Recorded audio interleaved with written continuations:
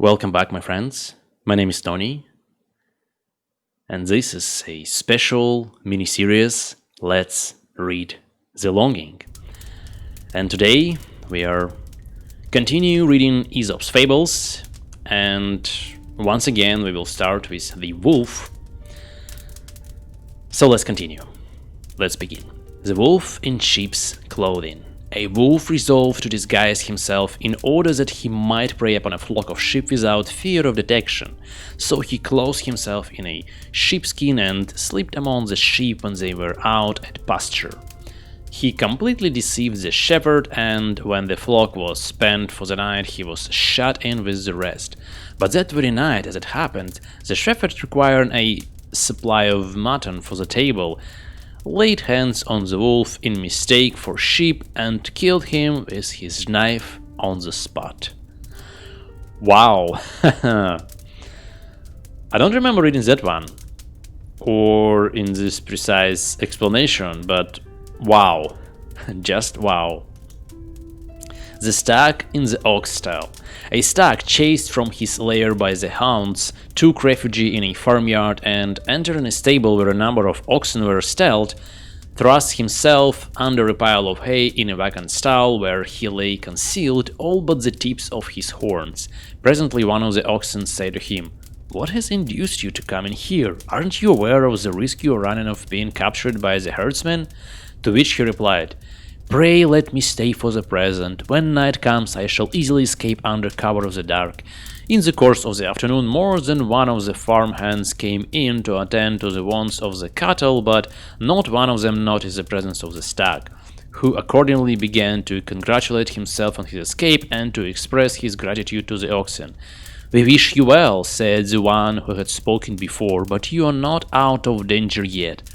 If the master comes, you will certainly be found out, for nothing ever escapes his keen eyes."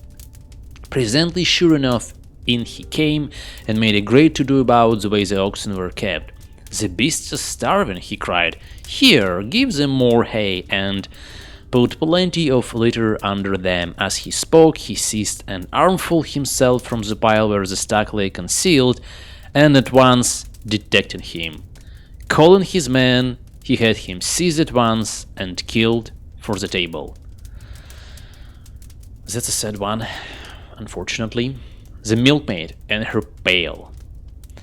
A farmer's daughter had been out to milk the cows and was returning to the dairy carrying her pail of milk upon her head. As she walked along, she fell a musing after this fashion: "The milk in this pail will provide me with cream, which I will make into butter and take the market to sell. With the money I will buy a number of eggs, and these, when hatched, will produce chickens, and by I shall have quite a large poultry yard. Then I shall sell some of my fowls, and with the money which they will bring in, I will buy myself a new gown which I shall wear when I go to the fair." Excuse me. "And all the young fellows will admire it and come and make love to me, but I shall toss my head and have nothing to say to them." Forgetting all about the pail and suiting the action to the word, she tossed her head. Down went the pail, all the milk was spilled, and all her fine castles in the air vanished in a moment. Do not count your chickens before they are hatched. This is a good advice. The dolphins, the whales, and the sprat. The dolphins quarreled with the whales, and before very long they began fighting with one another. The battle was very fierce and had lasted some time without any sign of coming to an end, when a sprat thought that perhaps he could stop it. So he stepped in and tried to persuade them to give up fighting and make friends, but one of the dolphins said to him contemptuously, "We would rather go on fighting till we're all killed than be reconciled by a sprat like you." Wow, that's not exactly a dolphin's behaviors, to be honest. They are really noble creatures, and they actually quite like each one another. The fox and the monkey. A fox and a monkey were on the road together and fell into the dispute as to which of the two was the better born. They kept it up for some time, till they came to a place where the road passed through a cemetery full of monuments, when the monkey stopped and looked about him and gave a great sigh. "Why do you sigh?" said Fox. The monkey pointed to the tombs and replied, All the monuments that you see here were put up in honor of my forefathers, who in their day were eminent men." The fox was speechless for a moment, but quickly recovered, and he said, "Oh, don't stop at any lies, sir. You're quite safe. I'm sure none of your ancestors will rise up and expose you. Boasters brag most when they cannot be detected." The Ass and the Lapdog. There was once a man who had an ass and a lapdog. The ass was housed in the stable with plenty of oats and hay to eat, and was as well off as an ass could be. The little dog was made a great pet of by his master, who fondled him and often let him lie in his lap. And if he went out to dinner, he would bring back a tidbit or two to give him when he ran to meet him on his return. The ass had, it is true, a good deal of work to do, carting or grinding the corn, carrying the burdens of the farm, and ere long he became very jealous, contrasting his own life of labor with the ease and idleness of the lapdog. At last one day he broke his halter, and frisking into the house just as his master sat down to dinner, he pranced and capered about, mimicking the frolics of the little favorite, upsetting the table and smashing the crockery with his clumsy efforts. Not content with that, he even tried to jump on his master's lap, as he had so often seen the dog allow it to do. At that, the servants, seeing the danger their master was in, belabored the silly ass with sticks and cudgels, and drove him back to his stable, half dead with his beating. "Alas," he cried, "all this I have brought on myself. Why could I not be satisfied with my natural and honorable position, without wishing to imitate the ridiculous antics of that useless little lapdog?" Aww.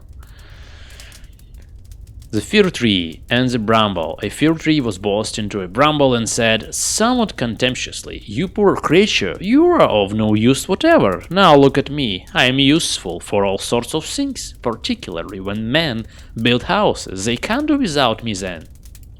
But the bramble replied, "Ah, that's all very well, but you wait till they come with axes and saws to cut you down, and then you will wish you were a bramble and not a fir. Better poverty without a care than wealth with its many obligations. Well, honestly, I would say better short life, but adventurous life, than the poor and miserable and a long one." The frogs complained against the sun. Once upon a time, the sun was about to take to himself a wife. The frogs in terror all raised their voices to the skies, and Jupiter, disturbed by the noise, asked them what they were croaking about. They replied, "The sun is bad enough even while he is single, drying up our marshes with his heat as he does. But what will become of us if he marries and begets other sons?" Oh, poor frogs.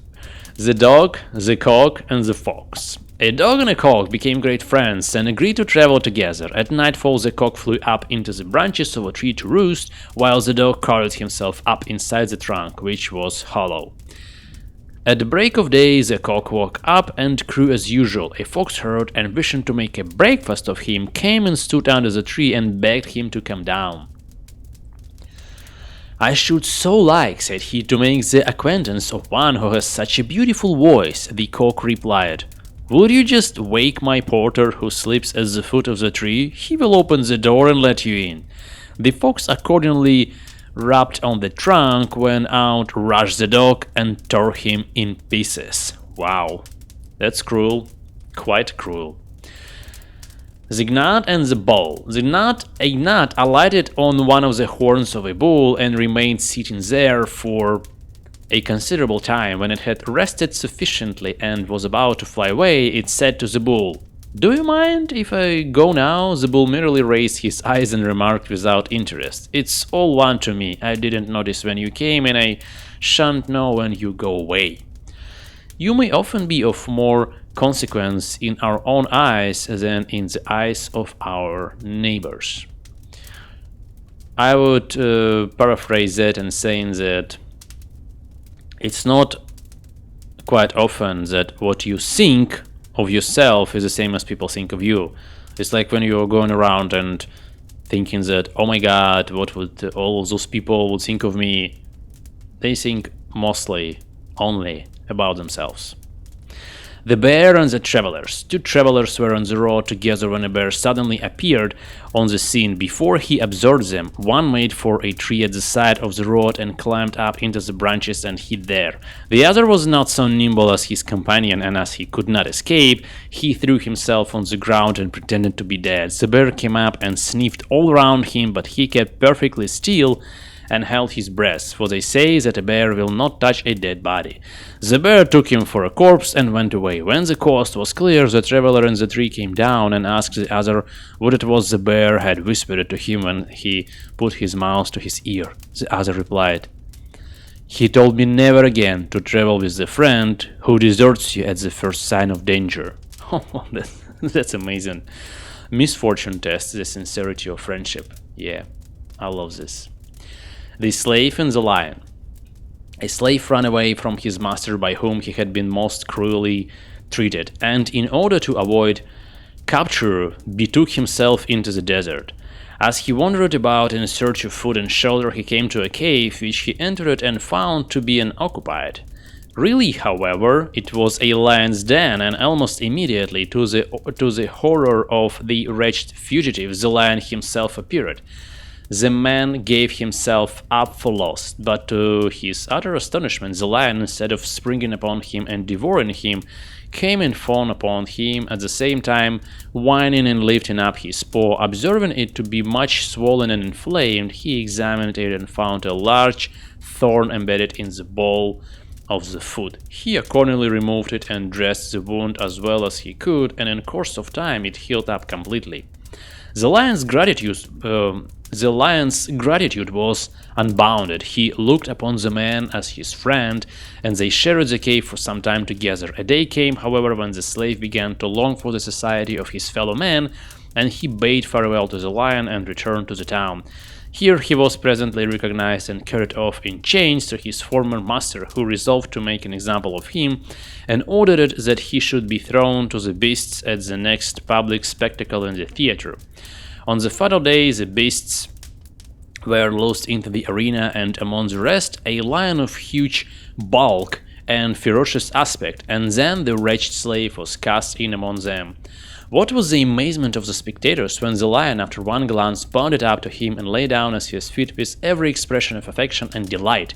It was his old friend of the cave. The audience clamored that the slave's life should be spared, and the governor of the town, marveling at such gratitude and fidelity in a beast, decreed that both should receive their liberty. Oh, this is a beautiful story.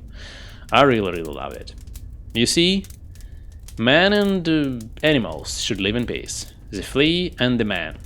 A flea beat a man and beat him again and again till he could stand it no longer, but made a thorough search for it and at last succeeded in catching it. Holding it between his finger and thumb, he said, or rather shouted, so angry was he, "Who are you, pray, you wretched little creatures, that you make so free with my person?"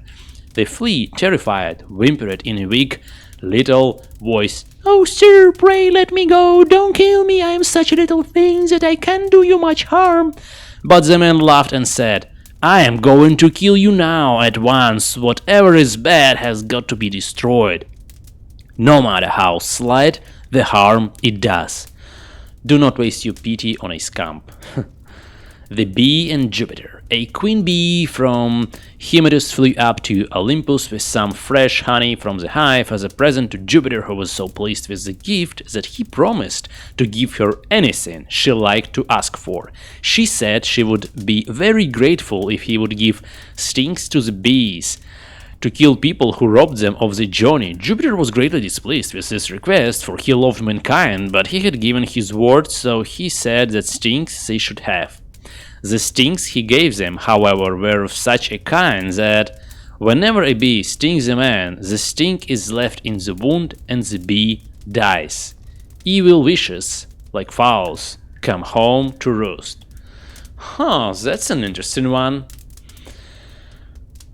I actually was stinged and bitten by bees during my childhood a lot, and I was quite afraid of them. But then I kind of got used to them, and I just fell in love with nature and with all the insects, to be honest. And I was always curious why the bees and hornets, they just have to sacrifice themselves when they use these stings. It's cool. I like it. I really like the story. The oak and the reeds. An oak that grew on the bank of a river was uprooted by a severe gale of wind and thrown across the stream. It fell among some reeds growing by the water and said to them, "How is it that you, who are so frail and slender, have managed to weather the storm, whereas I, with all my strength, have been torn up by the roots and hurled into the river?" "You were stubborn," came the reply, "and fought against the storm, which proved stronger than you. But we bow and yield to every breeze, and thus the gale passed harmlessly over our heads." "Be like water," said Bruce Lee. The blind man and the cup. There was once a blind man who had so fine a sense of touch that when any animal was put into his hands, he could tell what it was merely by the feel of it. One day the cup of a wolf was put into his hands, and he was asked what it was. He felt it for some time and then said, "Indeed, I am not sure whether it's a wolf's cup or a fox, but this I know, it would never do to trust it in a sheepfold." Evil tendencies are early shown. The boy and the snails. A farmer's boy went looking for snails, and when he had picked up both his hands full, he set about making a fire at which to roast them. Ew. For he meant to eat them. When it got well alight, and the snails began to feel the heat, they gradually withdrew more and more into the shells with the hissing noise they always make when they do so. When the boy heard it, he said, "You abandoned creatures, how can you find heart to whistle when your house is a-burning?" What? Oh my god, this sounds disgraceful, dude. The apes and the two travelers. Two men were traveling together, one of whom never spoke the truth, whereas the other never told a lie. Oh, interesting. And they came in the course of their travels to the land of apes. The king of the apes, hearing of their arrival, ordered them to be brought before him, and by way of impressing them with his magnificence, he received them sitting on a throne, while the apes, his subjects, were ranged in long rows on either side of him. When the travelers came into his presence, he asked them what they thought of him as a king. The lion traveler said, "Sire, everyone must see that you are a most noble and mighty monarch." "And what do you think of my subjects?" continued the king. "They," said the traveler, "are in every way worthy of the royal master." The ape was so delighted with his answer that he gave him a very handsome present. The other traveler saw that if his companion was rewarded so splendidly for telling a lie, he himself would certainly receive a still greater reward for telling the truth. So when the ape turned to him and said, "And what, sir, is your opinion?" he replied, "I think you are a very fine ape, and all your subjects are fine apes too." The king of the apes was so enraged at his reply that he ordered him to be taken away and clawed to death. Alright. The ass and his burdens. A peddler who owned an ass one day bought a quantity of salt and loaded up his beast with as much as he could bear. On the way home, the ass stumbled as he was crossing a stream and fell into the water. The salt got thoroughly wetted, and much of it melted and drained away, so that when he got on his legs again, the ass found his load had become much less heavy.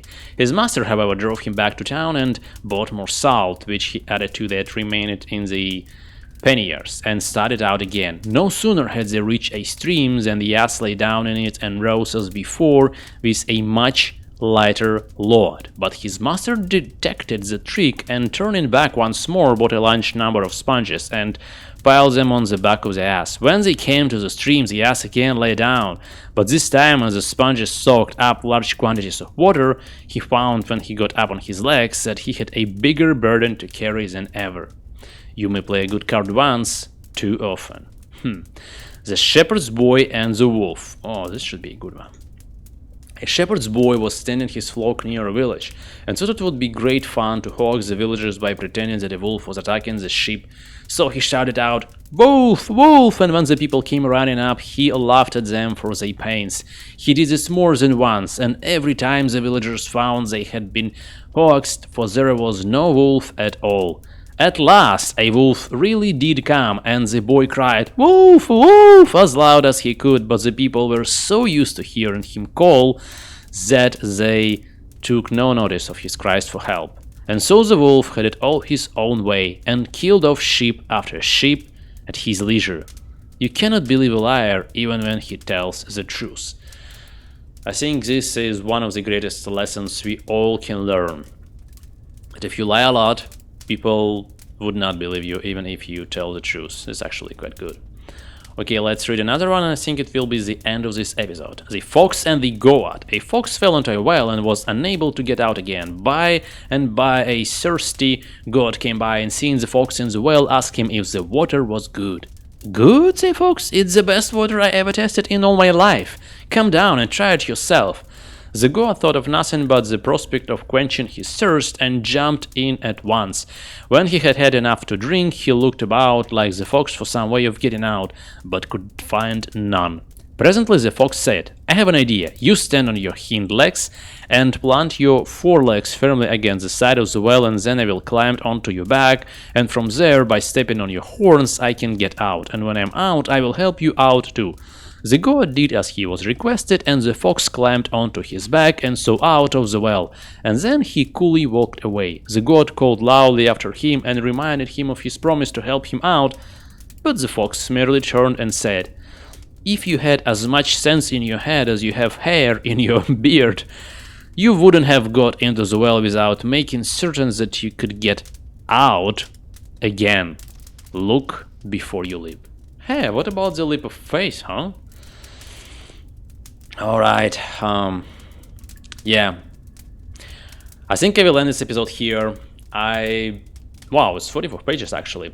I really enjoy Aesop's Fables. I would like to continue them. Maybe I will finish them off in my next sitting, in my next reading. I don't know, but it's actually about 60 pages to read.